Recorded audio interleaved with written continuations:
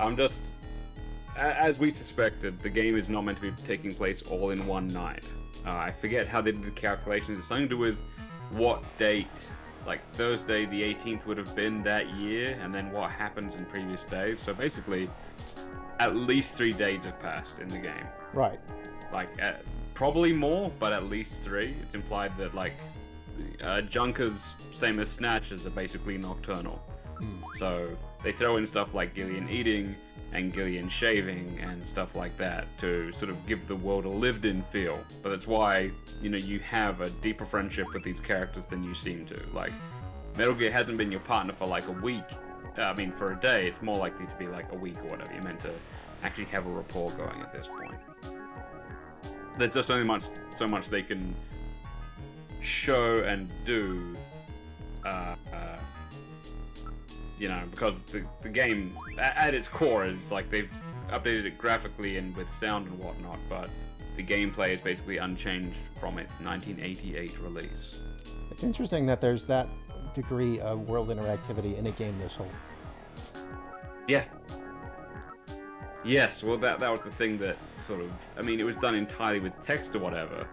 So, you know, it would just be like text on the screen going, no, I've shaved and I feel better, or this food is pretty good, or whatever. But like, you know, PC games in '88 weren't, I could be wrong. Again, the closest Western contemporary I can think of to this game is Manhunter. And, well, if you want to see a Let's Play of Manhunter, I can link that to you later. Is that different from Manhunt, the Rockstar game? Very. Okay. Manhunter is a game set where aliens have taken over the planet. Oh. And you play someone called a Manhunter, who is basically charged with hunting down dissident humans that don't agree with the aliens' rule. And you start off with someone who's done stuff like bomb a building that's important to the aliens, and you're chasing them down to their like resistance base or whatever. And even though it's never stated in game, you never get any like cutscenes or really big pieces of dialogue. You have to just piece it together. At some stage, your character, the Manhunter, decides that he is going to oppose the aliens, because he starts off tracking a resistance member, and then later on he's tracking another human being like him who's killing resistance members. Huh.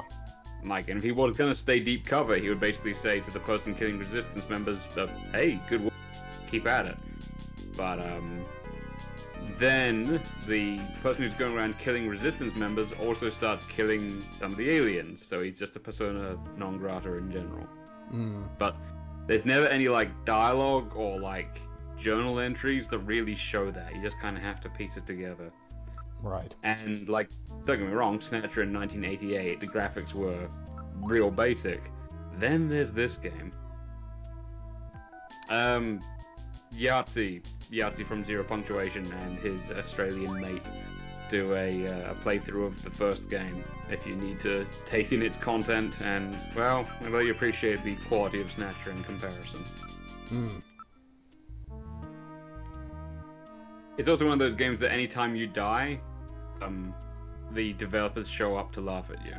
Which, I mean, I would love a game when they do that. I can't say I agree. Yeah, I think that makes the playthrough that the Yahtzee and Gabe are doing is just.